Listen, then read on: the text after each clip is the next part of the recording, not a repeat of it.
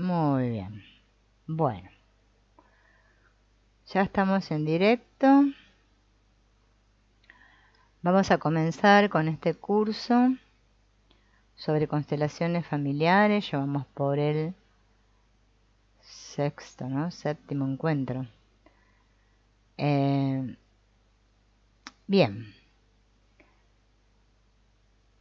Estuve mirando, ¿no? Y encontré este tema de mirar la solución, ¿no? Porque en las constelaciones siempre se busca una solución. Y es más importante la solución que el problema, dice Bert Hellinger, ¿no?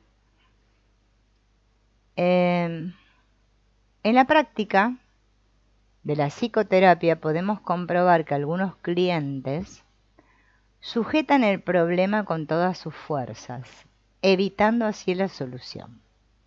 Bueno, cosa que Freud le llamó resistencias, ¿no? Es como que queremos solucionar, pero no queremos soltar el problema, ¿no? Es muy cómico, pero es lo que hacemos todos, ¿no? Y esto, bueno, hay que tenerlo muy en cuenta porque es el kit de la cuestión. Esta actitud tiene que ver con que el problema, o la desgracia, o los síntomas que tenga, le aseguran interiormente que si los conservan, también conservan el derecho de pertenecer a la familia.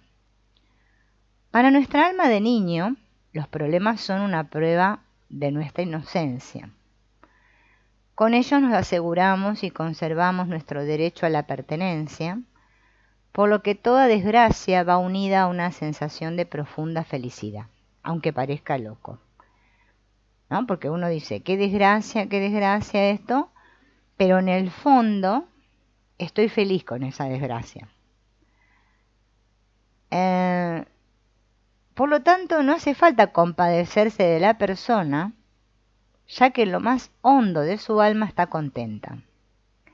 En contra de lo que afirmamos, tenemos la solución y huimos de ella, ya que a ella se unen el miedo a la pérdida del vínculo y la sensación de culpa y traición, de disidencia y de infidelidad.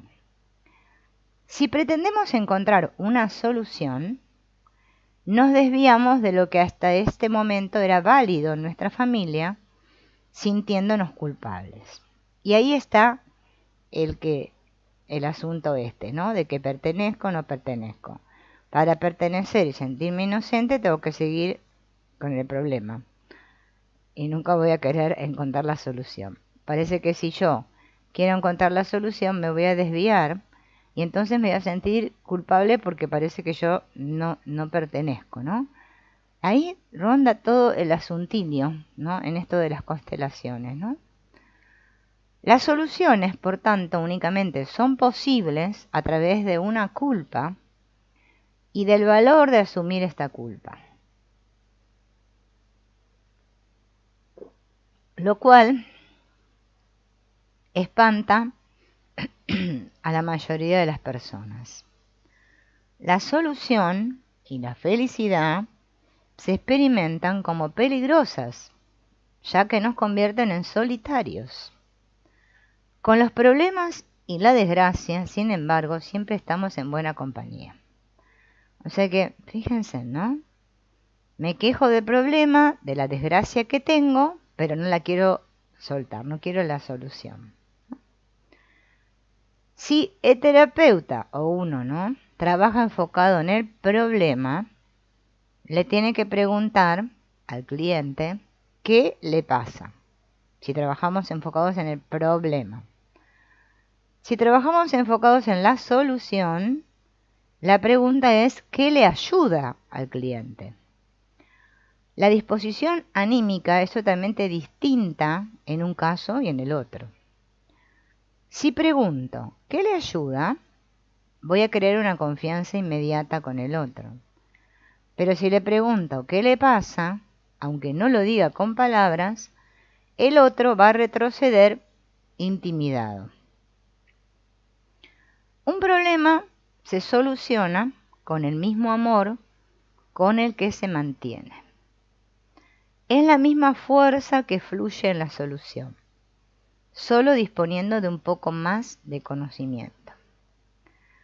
La tarea terapéutica primeramente consiste en encontrar el punto en el que el cliente ama. Una vez encontrado ese punto, tengo la palanca. El mismo amor que causa el problema también lleva a la solución. O sea, ese amor ciego, ¿no? Entonces Catarina, una persona, ¿no? Catarina, dice, lo que me llama la atención es que miras muy detenidamente e interrumpes enseguida si hay algo que no va. Eso me es muy importante. Y Hellinger le dice, sí, aún hay otro trasfondo que quizás pueda hacerlo más inteligible. La persona que te cuenta un problema quiere seducirte a que adoptes su visión del mundo. Esta visión del mundo justifica su problema. Es una fuerza que te arrastra con una potencia increíble.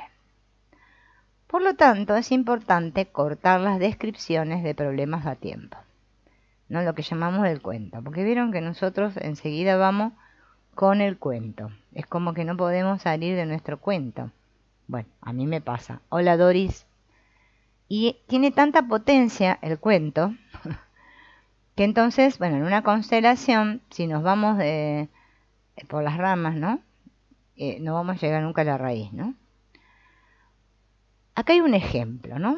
Un típico de esos ejemplos que hace Hellinger, ¿no? Dice, una vez me llamó una terapeuta preguntándome, ¿trabajas con hipnoterapia? Y yo le dije, a veces. Tengo una cliente que fue un psiquiatra y el psiquiatra le dio órdenes post-hipnóticas que ahora lleva a cabo en su propio perjuicio. Ahora buscaba a alguien que volviera a hipnotizar a la cliente para averiguar las órdenes post-hipnóticas y variarlas a través de nuevas sugestiones. Entonces Hellinger dice, este es un sistema de alucinaciones. Ahí yo no me meto. Es especialmente importante cortar en cuanto comienza la seducción y uno se ve tentado de tomar por real semejante visión del mundo. Catarina dice, muchas veces noto que no me atrevo a parar a una persona. Y Hellinger le dice, simplemente dile, ahora estoy empezando a aburrirme. También es una manera de cortar, pero no tan tajante. Además, si uno se encuentra en un grupo, es posible percibir si lo que una persona dice es significativo. En cuanto empieza a haber inquietud en el grupo, aquello que dice es insignificante. En cuanto ya no es interesante, lo paro. Ejemplos de los seminarios, ¿no? Hay una tal Vera que dice, sí, me he dado cuenta de que tiendo a luchar con los hombres. Me llamó la atención y simplemente quería decirlo. Entonces Hellinger dice, esta fue otra vez una interpretación que te rebaja, que seguramente es falsa y no te aporta nada. El problema nace a través de su descripción y la descripción impide la solución.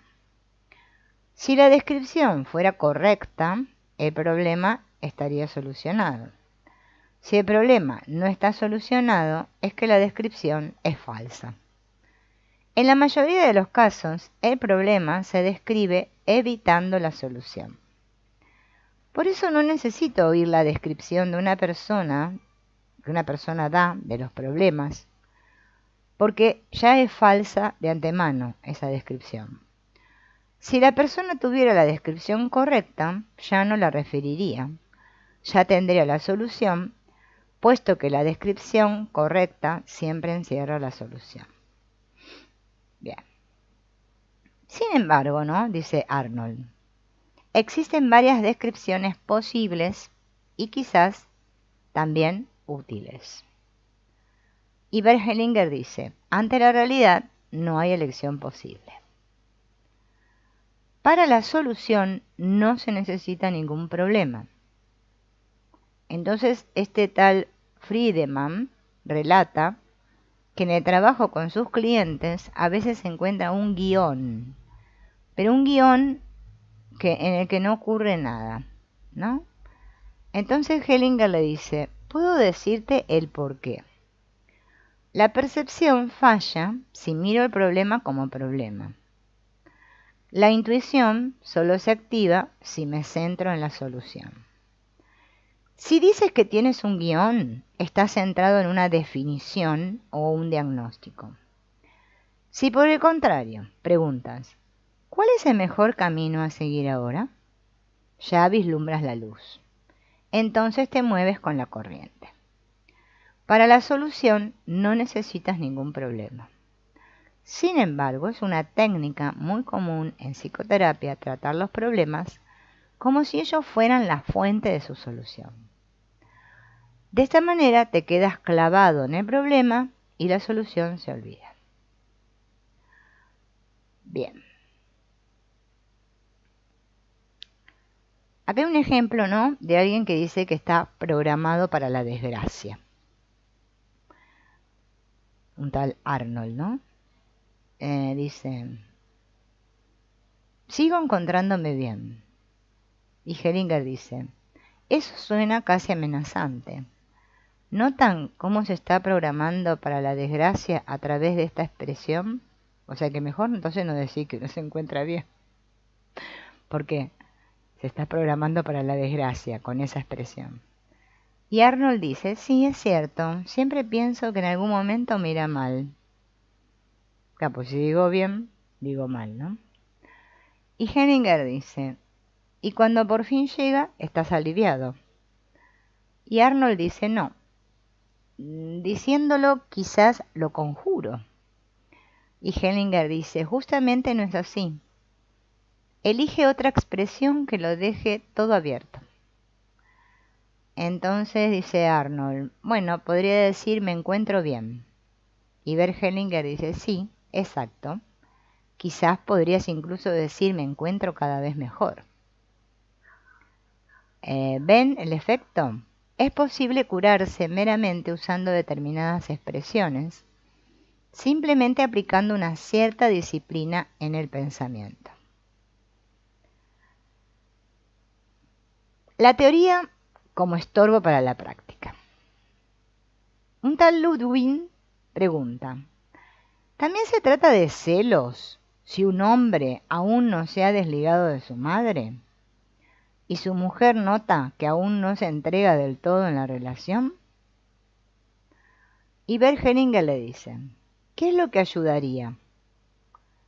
Si ella dijera, respeto el amor a tu madre.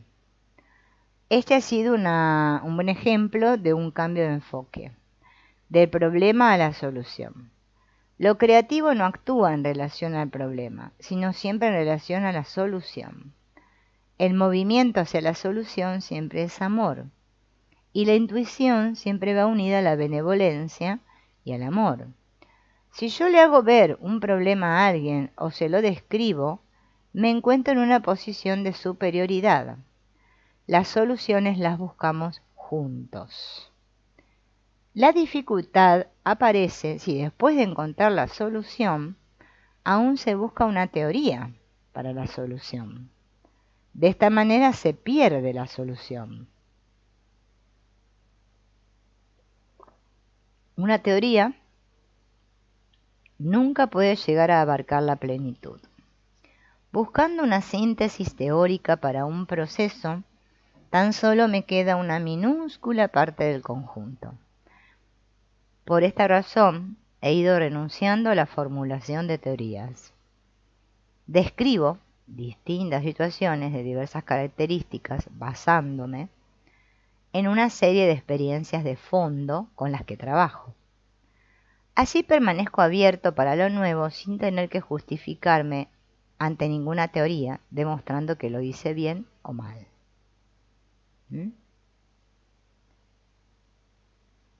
Ajá. Bien.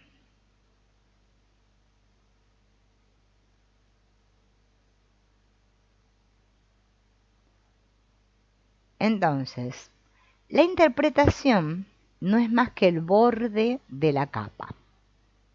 El borde. Una interpretación es efectiva si es acertada. Tiene que ser una interpretación que llega al corazón de la persona. También aquí se verifica una importante ley terapéutica que dice, únicamente es efectivo aquello que toca el amor del paciente, que lo afirma y lo activa. La interpretación no capta más que el borde de la capa. Si alguien interpreta a una persona o un hecho, con ello pretende tener en la mano lo ocurrido, partiendo de la suposición de que realmente pueda conseguirlo. Lo que hay detrás es arrogancia. Si el hecho es importante de la manera que es, yo voy detrás de este hecho, siguiéndolo, lo cual es una actitud humilde. Entonces Alexis pregunta, ¿te he entendido bien que para ti únicamente es significativo lo que llega a la realización y lo que ha ocurrido? Y Hellinger le dice, sí, lo ocurrido tiene importancia, los hechos. Descripciones de caracteres, en cambio, no tienen ninguna importancia. Las descripciones de caracteres, quiso decir, no tienen ninguna importancia. Saber esto ahorra mucho tiempo, puesto que no es necesario preguntar de qué tipo de persona se trataba. Todo esto distrae y desconcierta. Dejando de lado tales descripciones, los actos realizados vuelven a cobrar importancia. Como consecuencia de la irrupción del psicoanálisis, en nuestra cultura se considera más importante la interpretación de un hecho que el hecho mismo. Y esto es un absurdo, dice Hellinger. Y nos da un ejemplo. Una vez en un curso, le pedí a los participantes que contaran los sucesos más importantes de su infancia. Uno contó que una vez su abuelo le puso la mano en la cabeza, y eso fue muy bonito. En otra ocasión le dieron una bofetada. En otra ocasión se cayó. Y cuando tenía 5 años su padre murió en la guerra. Después le pregunté al grupo, ¿no? ¿Qué es lo más importante de todo? Y todos mencionaron todo menos la muerte del padre. Esta es la deformación por el psicoanálisis.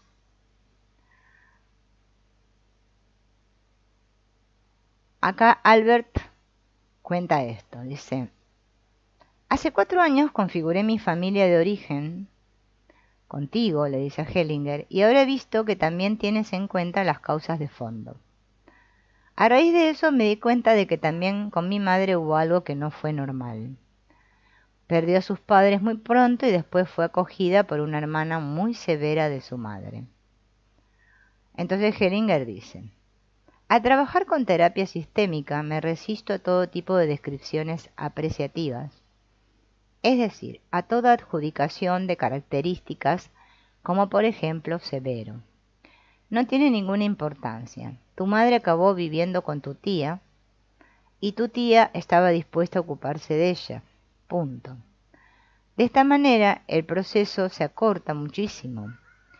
Esta descripción no es en absoluto necesaria, ni importa ninguna diferencia para las constelaciones.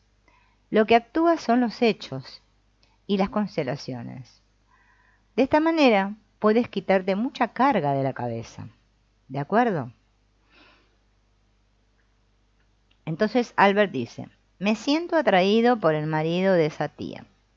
Aunque lo vi muy pocas veces, solo sé que en el campo de refugiados nos ayudó mucho. Por lo demás, quizás no debería decirlo tampoco, estaba como una cabra. Y Hellinger dice, ¿notan lo que acaba de hacer? Él mismo acaba de cerrarse el camino para valorar a ese hombre. La solución siempre tiene que ver con el reconocimiento y la valoración. Primero dijo algo que merecía ser reconocido y después dijo algo que le impedía valorarlo. ¿Saben lo que es eso? Una locura. La locura significa ignorar la realidad. ¿Algo más, Albert? Y Albert dice, todo lo contrario. Y ahora vamos a hablar un poco de la interpretación psicológica de las enfermedades, ¿no? Que también es un tema que se trata, ¿no?, en las constelaciones. Hola, Lorena. Ajá. Ah, bueno, muchas gracias, Lorena. Me alegra mucho que te guste y que te sea útil.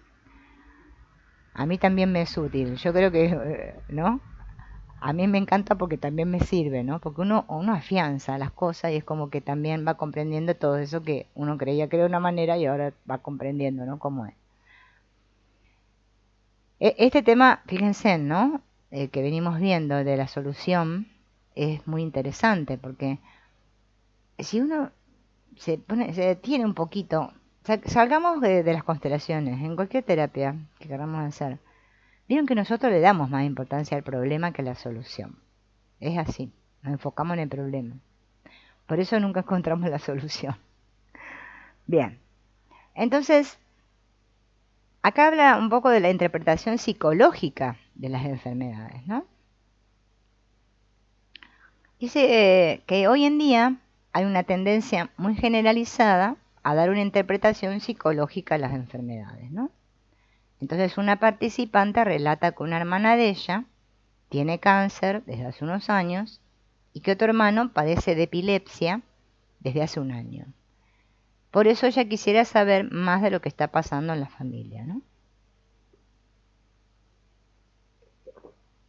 Entonces Hellinger le dice, creo que este pensamiento es seductor.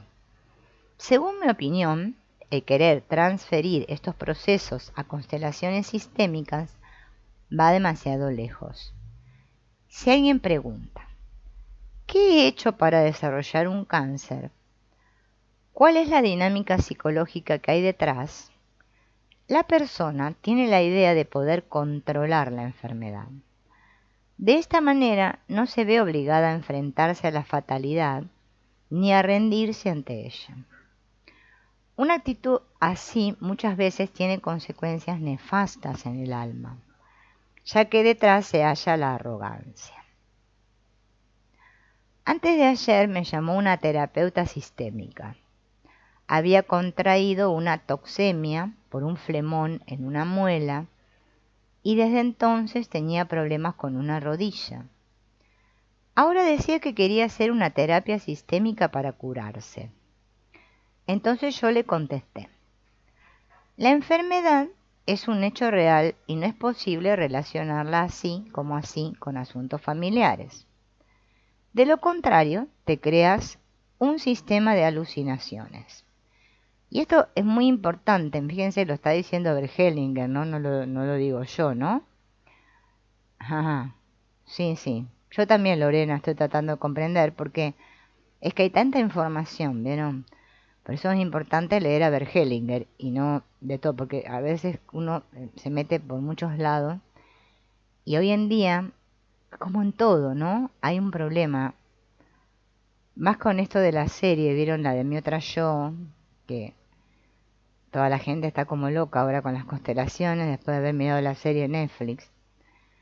Y como que creemos que las constelaciones son como milagrosas o mágicas, ¿no? Y fíjense en que por lo que está diciendo Hellinger acá no está diciendo eso. Pasa que nosotros escuchamos siempre lo que queremos escuchar o entendemos lo que queremos entender, ¿no? Y yo les cuento por mi experiencia, porque yo también, cuando empecé con esto de las constelaciones, yo lo que quería era una solución, o quería saber qué pasaba, por qué. Bueno, yo fui porque quería saber por qué no me podía ir de mi casa. Nunca, porque todavía sigo sin encontrar la solución, ¿eh?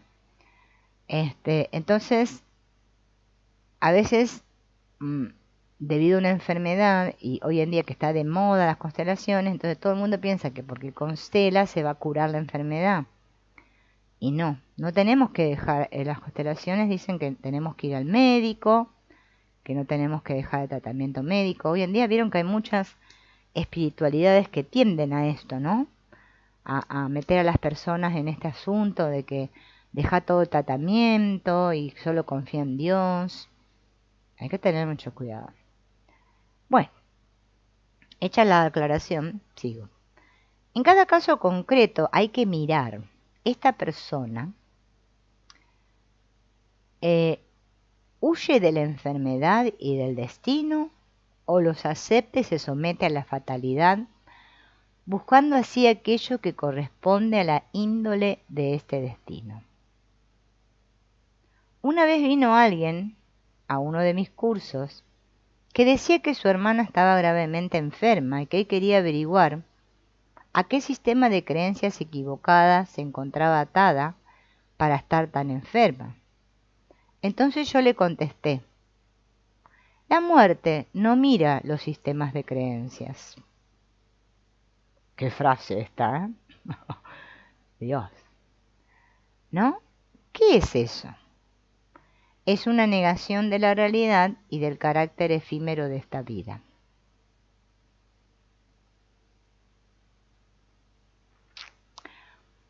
Cuidar las palabras. La relación entre concepto y asunto es similar a la relación entre tangente y círculo. Lo toca, pero no puede abarcarlo.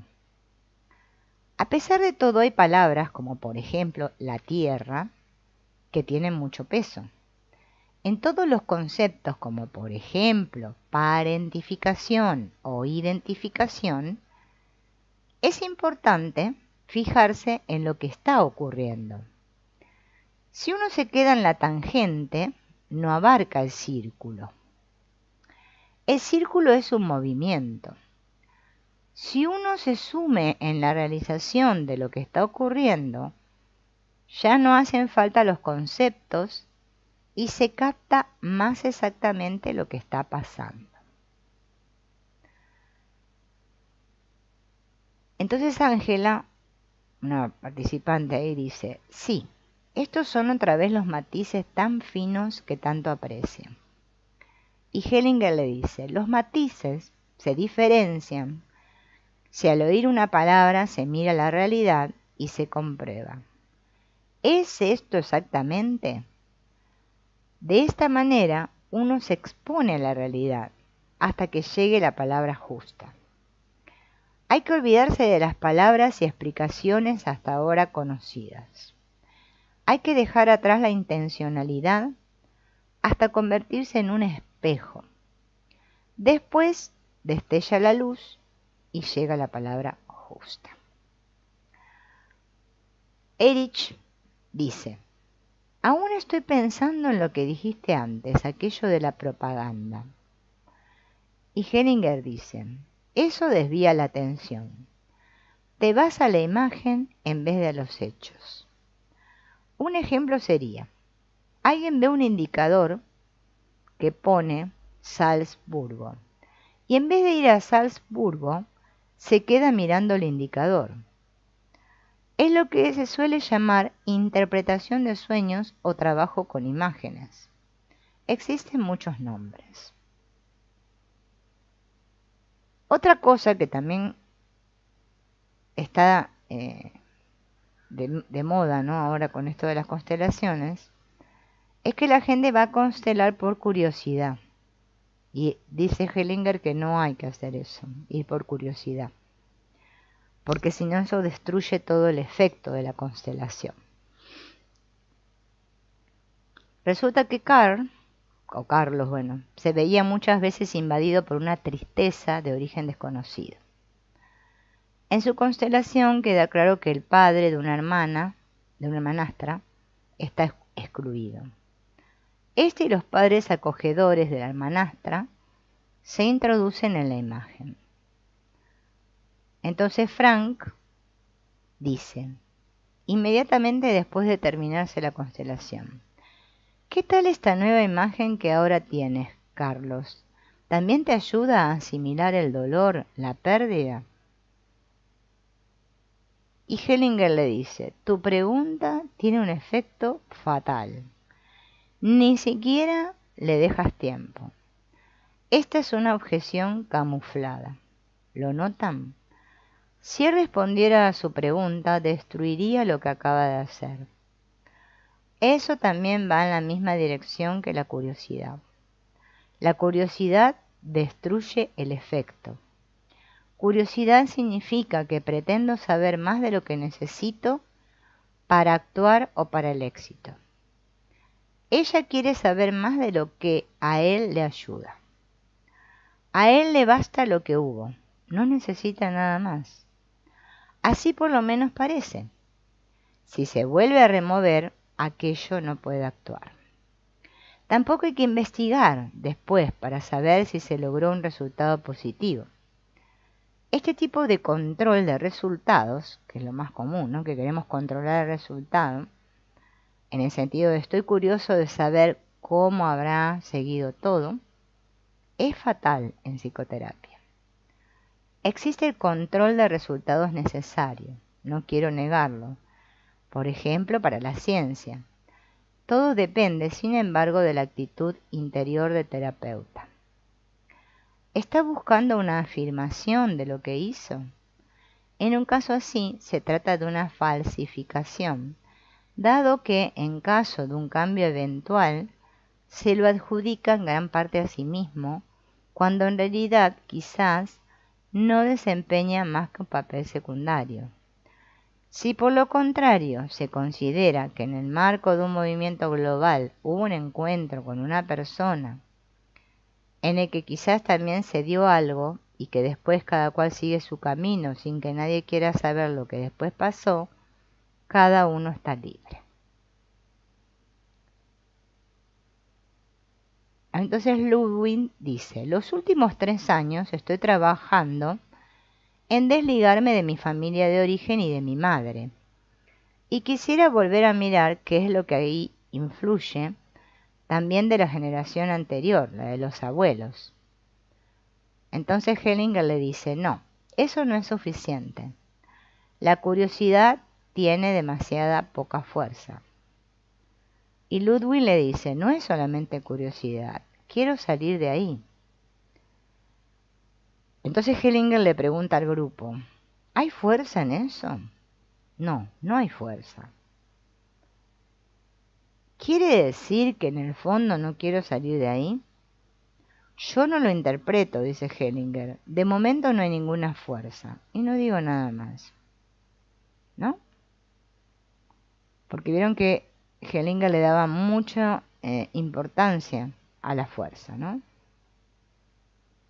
Y ahora vamos a ver y hablar un poco del bien y del mal. Porque vieron que este asunto del bien y del mal también es otro tema que nos tiene a todos mal, podríamos decir. Hola Aurora. Hola Adriana. Porque claro, en nuestro mundo dual, para nosotros el bien y el mal es como que es lo normal, ¿no?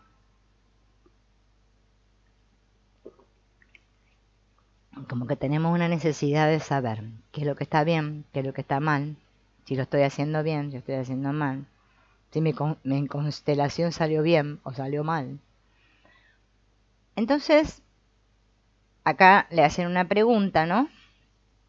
Que dice, durante esta semana hemos ido oyendo muchas experiencias de cada uno de nosotros y algunas cosas de las que vivieron simplemente parecen pura injusticia. Quiero decir, gente que abusa de sus hijos, cosas así, ¿no? A pesar de todo parece como si no lo juzgaras en absoluto, ¿no? Porque vieron el asunto este de las constelaciones, que salen cosas bastante serias, ¿no? Y el constelador, fíjense en que no puede juzgar lo que está pasando, ni como bien ni como mal. Entonces Bert Hellinger le dice, cuando yo veo a las personas, las veo en el contexto en que viven, en un contexto mayor, de conjunto. de los grupos a los que pertenecen. Todos los sistemas relacionales constituyen tales conjuntos. Si ves a las personas en su contexto mayor, tu concepto de libertad de elegir, de responsabilidad personal y del bien y del mal cambia. Entonces ves que la mayor parte del mal que las personas hacen, o quizás incluso todo, no se hace porque la persona sea mala, sino porque se encuentra involucrada en algo a un nivel superior. En la mayoría de los casos, el mal es la expresión de implicaciones sistémicas y no algo auténticamente personal. El bien y el mal, sistémicamente, dependen el uno del otro. Por tanto, si se pretende trabajar sistémicamente, es necesario encontrar una posición que vaya más allá del mero juicio moral, una actitud que permita ver fenómenos sistémicos más amplios y al mismo tiempo también sus efectos sobre los individuos. Por ejemplo, si un miembro de un sistema adopta una posición de superioridad moral, él o ella reivindica tener un mayor derecho a pertenecer al sistema que el juzgado, cuestionando por lo tanto el derecho de pertenencia de éste. Una actitud así siempre tiene consecuencias pésimas. Desde el punto de vista filosófico o teológico, no tiene ningún sentido pensar que una persona ya no pueda pertenecer al universo por su comportamiento. Y si se lo vemos así, el gran sistema, ¿no? Los individuos no eligen los papeles que el destino les asigna, pero sus papeles sí tienen consecuencias para todo el mundo. Vamos a poner, por ejemplo, los estudiantes de la Rosa Blanca, ¿no? Parece que la Rosa Blanca fue un grupo de estudiantes de Múnich que se resistían al régimen nazi. La mayoría de todos ellos fueron encarcelados y ejecutados, ¿no? Entonces vamos a hablar de este grupo de estudiantes de la Rosa Blanca. Pertenecían a un grupo estrechamente vinculado, diferente de la corriente que los rodeaba, y eran capaces de hacer lo que hicieron para estar vinculados a su grupo.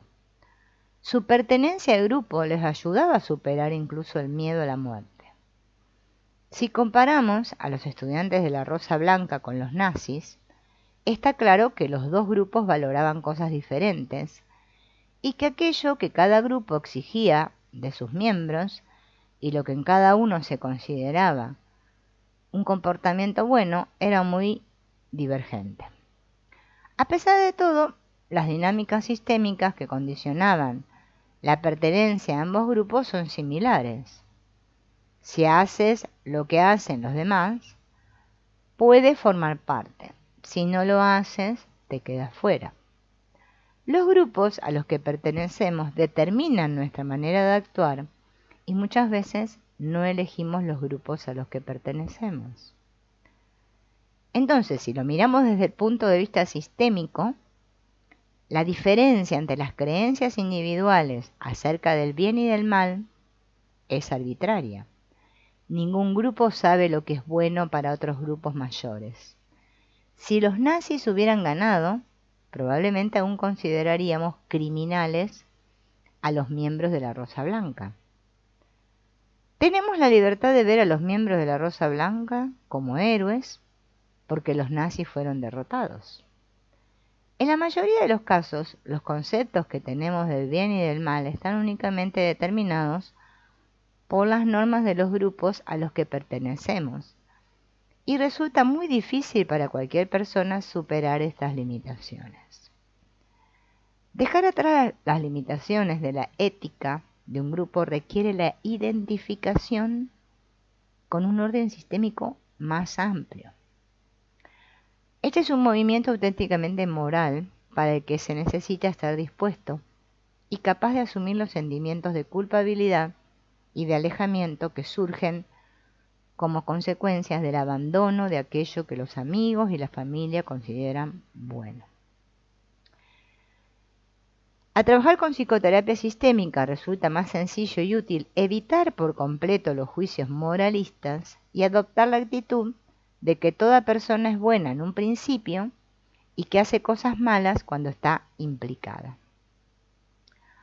De esta manera, el terapeuta permanece libre para ver a las personas e intentar de comprender la manera en la que se encuentran implicadas y lo que tendría que pasar para que se libraran de las implicaciones, ¿no? Que esto es lo que sucede, ¿no? Porque todos en nuestro sistema tenemos personas a las que hacen cosas malas, ¿no? Entonces, bueno, esas personas hay que verlas como que están implicadas con algo, ¿no? Entonces, dado que el terapeuta no se encuentra sujeto por el sentimiento de superioridad, también puede estar atento a la manera en que estas personas le afectan mientras trabaja con ellas. Siguiendo este camino, se conserva la igualdad y la dignidad humana de cada persona. En psicoterapia se recomienda mantenerse alejado de la idea de mala persona o mal personal, ¿no? A pesar de todo, lo que hacemos tiene consecuencias. Y cada uno de nosotros lleva la culpa y paga las consecuencias de cualquier daño causado a otros. Incluso si actuamos por estar implicados o siguiendo las creencias de nuestro grupo. Entonces, es mejor no preocuparse porque el que hace una cosa, un daño, va a tener que pagar por ese daño, ¿no? Porque todo tiene consecuencias. Lo importante es poder tener esa mirada benevolente hacia todos, ¿no? Que es lo que tenemos que cultivar.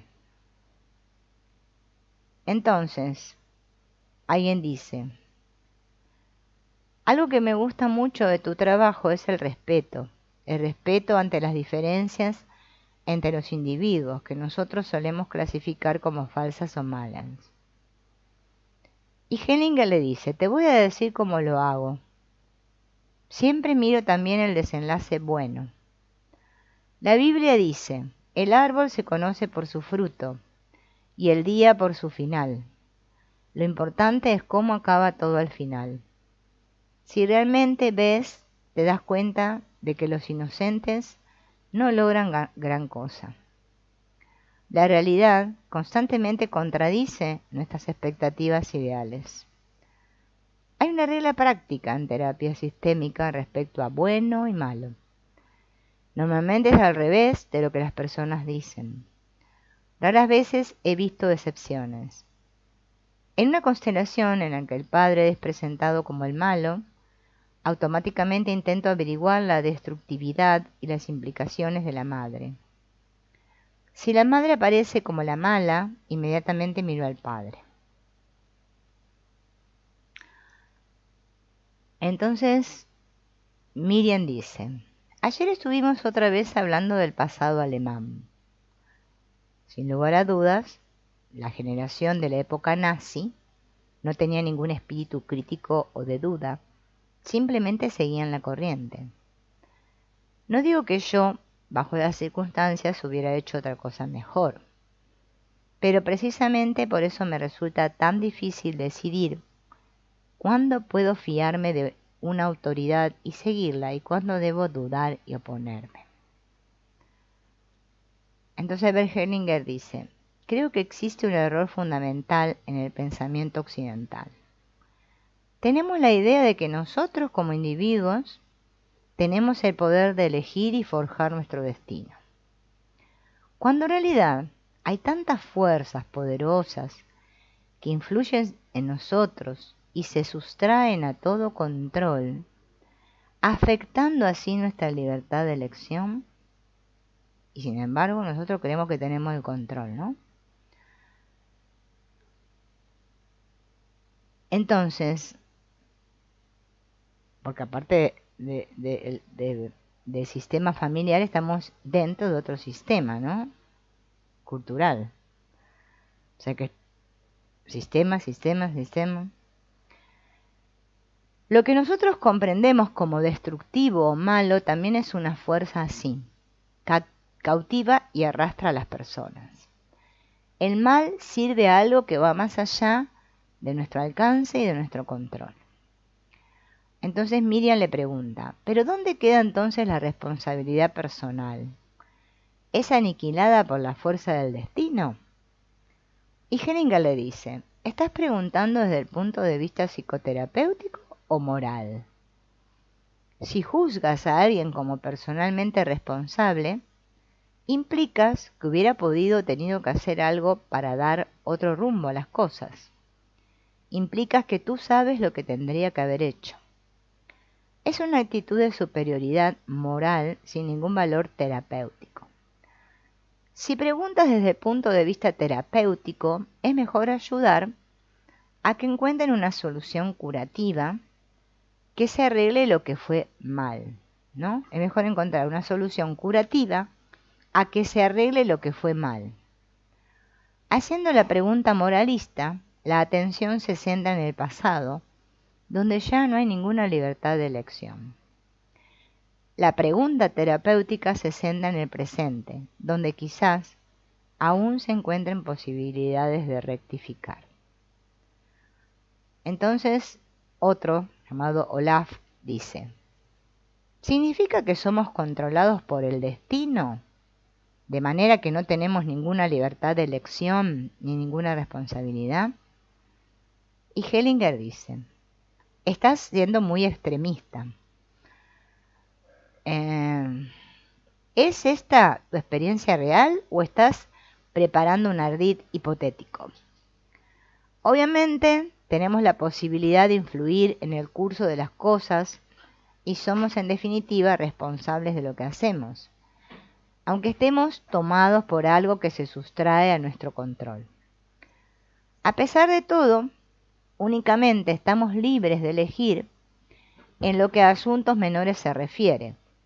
Las consecuencias de nuestros actos sobre nuestros sistemas relacionales y sobre el todo mayor permanecen bajo nuestra responsabilidad.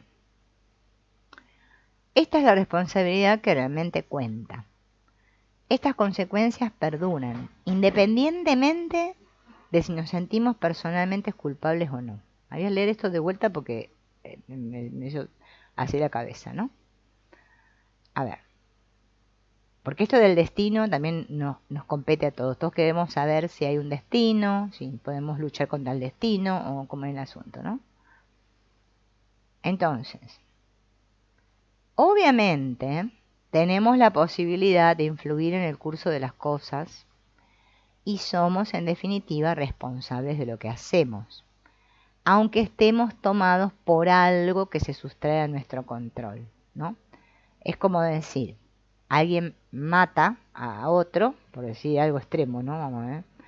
Entonces yo, si maté, o sea, es mi responsabilidad, yo lo maté.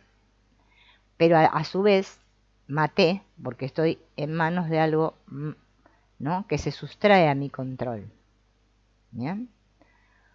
A pesar de todo, únicamente estamos libres de elegir en lo que a asuntos menores se refiere, ¿no? Las consecuencias de nuestros actos sobre nuestros sistemas y sobre el todo mayor permanecen bajo nuestra responsabilidad, o sea, las consecuencias. Esta es la responsabilidad que realmente cuenta.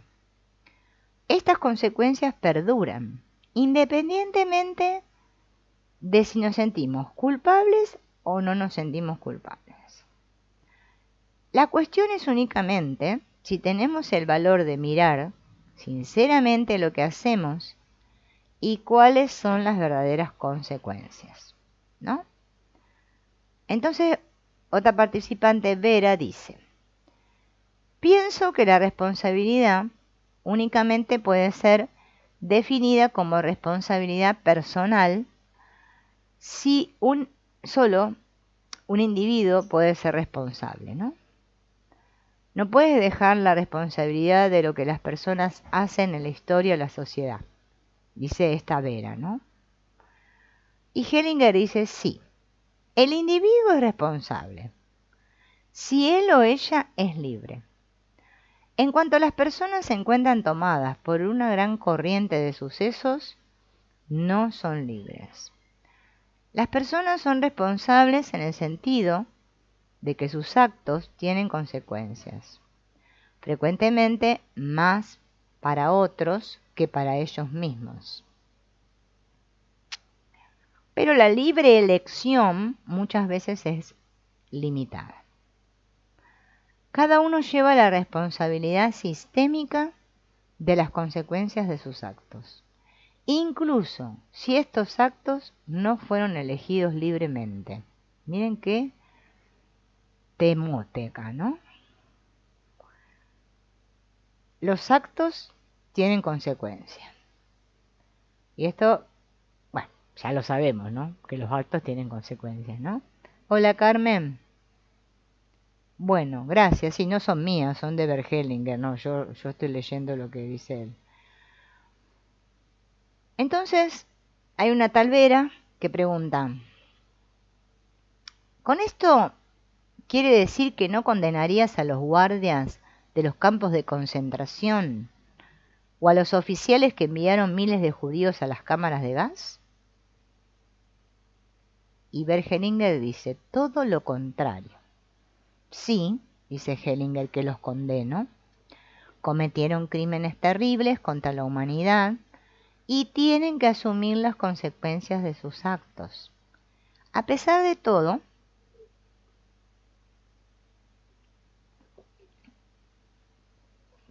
estaban implicados, tomados en un contexto mayor. Considerarlos responsables de sus actos y a la vez ver que eran presos de un mal mucho mayor es algo diferente de juzgarlos como personas malas y sentirse moralmente superior a ellos. Tienes que decidirte entre pensar en términos morales, legales o sistémicos. Todos los grandes daños son causados por personas que se consideran de alguna manera mejores que los demás, y dado que los que después juzgan a aquellos también se consideran mejores, corren el mismo peligro de hacer el mal. ¿Qué frase esta? Voy a leer de vuelta. Todos los grandes daños son causados por personas que se consideran de alguna manera mejores que los demás, y dado que los que después juzgan a aquellos, ¿no?, también se consideran mejores, corren el mismo peligro de hacer el mal. Este es, por ejemplo, el caso de la policía secreta de Alemania Oriental. Cometieron atrocidades por las que ahora son perseguidos y juzgados por sus víctimas. Las personas que ahora les excluyen a ellos, sin embargo, corren el grave peligro de hacerse como ellos. Se sigue espiando, husmeando, sembrando el miedo, solo que esta vez son otros los que se encargan de hacerlo. Las víctimas de antes se han convertido en los verdugos de ahora, pensando que lo saben mejor, igual que la policía secreta lo hizo anteriormente. El mal continúa sin cesar, asumiendo una postura de justicia moral, actuando como si nosotros supiéramos lo que es bueno para otros. Siempre atentamos contra el orden sistémico superior. ¿Bien? Aceptar la responsabilidad en vez de buscarla. Entonces, Birgit dice, estoy pensando en el proceso del abandonarse, entregarse, someterse, también en relación a la responsabilidad frente a las personas que acuden a mí. Me doy cuenta de que tengo mucho miedo del vacío que resulta si no intento sujetar nada. Tengo miedo de que al final simplemente no quede nada. Y Bergelinger le dice, existe una responsabilidad que recae en mí por una dinámica determinada y si la acepto, tal como me viene dada, me encuentro seguro con esta responsabilidad. En cambio, la responsabilidad que busco es fatal, tanto para mí como para el cliente. La responsabilidad no resulta ya del hecho de que yo tenga una profesión psicosocial. Eso mismo ya incluye una responsabilidad, ¿no? Entonces, dice Bergelingen, no entendiste lo que dije. Ay, bueno, le dice ella, no puedo hacer la distinción. Entonces Hellinger le vuelve a explicar. Primero tendrías que entregarte al proceso de ver cuál es la diferencia de buscar una responsabilidad y la situación en la que una responsabilidad recae en ti y tú la aceptas. Si por circunstancias una responsabilidad recae en mí y yo me niego a aceptarla, algo se rompe en mi alma. Yo formo parte de un contexto mayor y no puedo retirarme de él en el momento de tocarme una responsabilidad. En un caso así, ya no tengo la libertad de decir que sí o que no. Entonces lo correcto es aceptar la responsabilidad. En cambio, es algo totalmente diferente si yo me robo una responsabilidad. En un caso así, estoy desligado de las fuerzas que actúan, pudiendo conseguir tan solo poco o nada. Este es el nivel más superficial de lo que antes estuvimos hablando a un nivel más profundo. Una vez, un tal Goebbels llegó al cielo. Parece increíble, pero llegó allí. Al cabo de poco tiempo, sin embargo, empezó a aburrirse terriblemente, así que pidió que le enseñaran el infierno. Entonces San Pedro asintió y dejó que echara una mirada. Era maravilloso. Había chicas guapas, grandes mesas con platos exquisitos, música de baile, actrices y todo lo que se pudiera desear. Entonces Goebbels dijo, este es el lugar, allá quiero ir. Y San Pedro respondió, como tú quieras. Al llegar abajo lo recibieron con tenazas de hierro y le pusieron en el fuego, y Goebbels exclamó, pero si parecía otra cosa totalmente distinta. Sí, le dijeron los demonios, esa fue nuestra propaganda. Bien, por eso esto de confundir, ¿no?, la realidad con las apariencias es un gran tema. Por eso las constelaciones, como enseñó Hellinger, tienen que ser movimientos del espíritu, se tienen que mover sola, y el constelador tiene que dejar de hacer interpretaciones de lo que pasa. Por eso a veces hay que tener mucho cuidado, porque en realidad a veces no estamos comprendiendo nada. Vamos a constelar y nos quedamos peor de lo que estábamos, ¿no? Entonces, Carlos dice, estoy pensando en la humildad y la arrogancia. Entonces Hellinger le dice, te diré un secreto. Es posible ser humildemente arrogante. Para mí es el colmo de la humildad. Nunca hay que olvidarse de la valentía en la humildad. Toda decisión grande únicamente puede tomarse con temor y temblando y con humildad. Sin embargo, parece arrogante. Lo contrario sería la cobardía. La humildad, por lo tanto, también exige la valentía para la grandeza. Difícil entender esto. Toda decisión grande únicamente puede tomarse con temor y temblando, pero con humildad. Sin embargo, parece arrogante. Lo contrario sería la cobardía, ¿no? Tomarla con... ¿no? Pues dice, la humildad, por lo tanto, también exige la valentía para la grandeza, ¿no? Y esto que hemos reflexionado hoy, ¿no?, es algo bastante potente, ¿no? Porque la verdad, realmente es como que nos lleva a mucha reflexión. Porque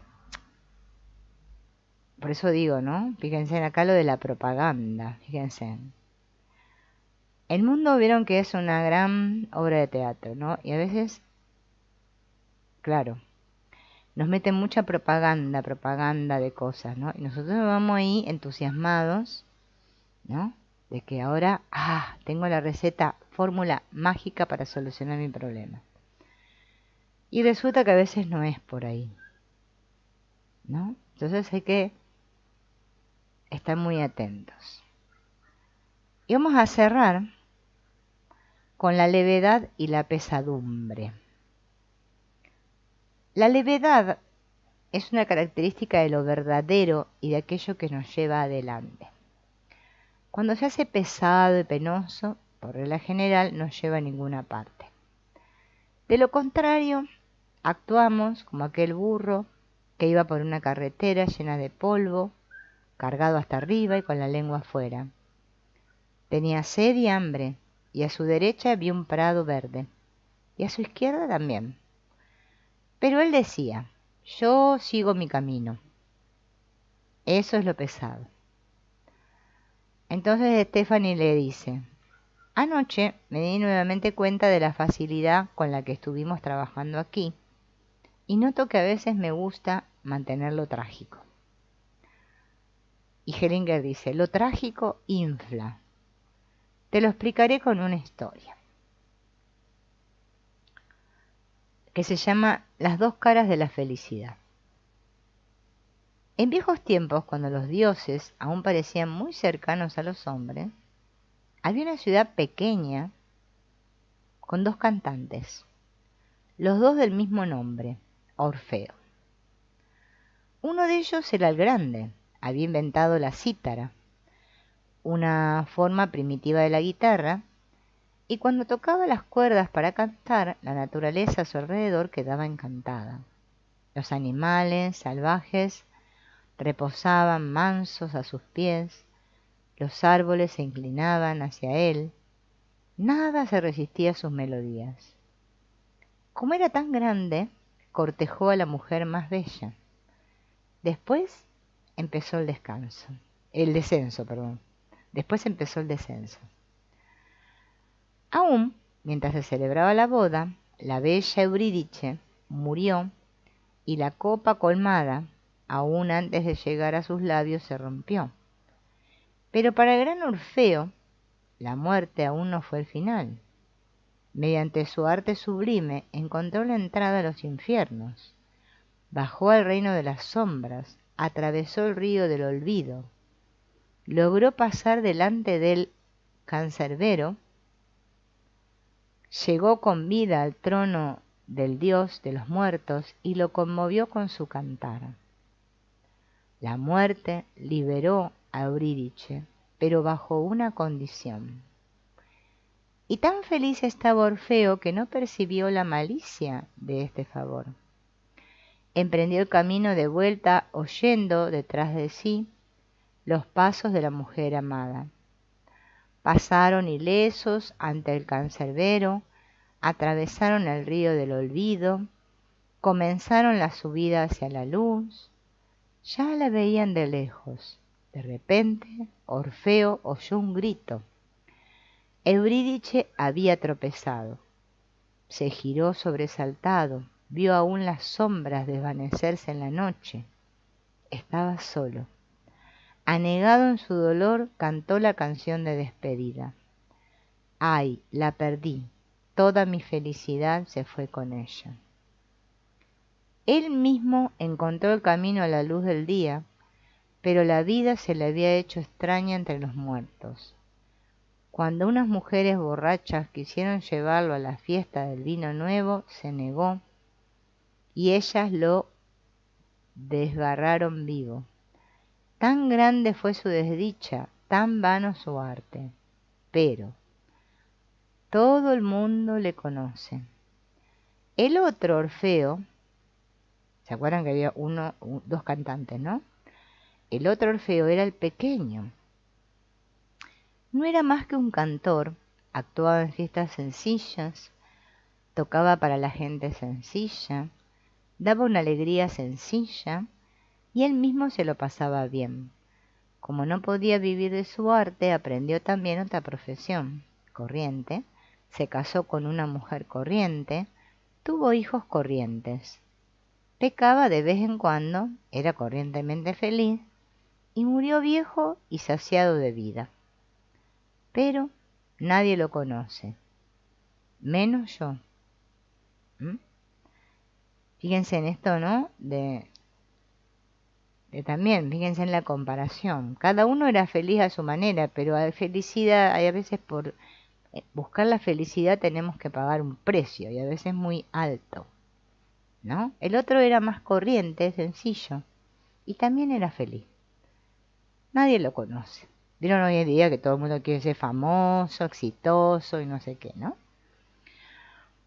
Bueno, los dejo reflexionando, amigos. Gracias por acompañarme, a Lorena, a Dori, a Aurora y Adriana y Carmen que estuvieron acá este ratito compartiendo conmigo. Y bueno, nos veremos en el próximo encuentro. A ver cuándo lo puedo hacer. Estoy tratando de cumplir, aunque sea un directo por semana, poder hacer de cada tema para que no se me atrase todo. Y bueno, hoy como podía, dije, bueno, voy a hacer los dos que ayer no pude hacer. Bueno, nos veremos en el próximo.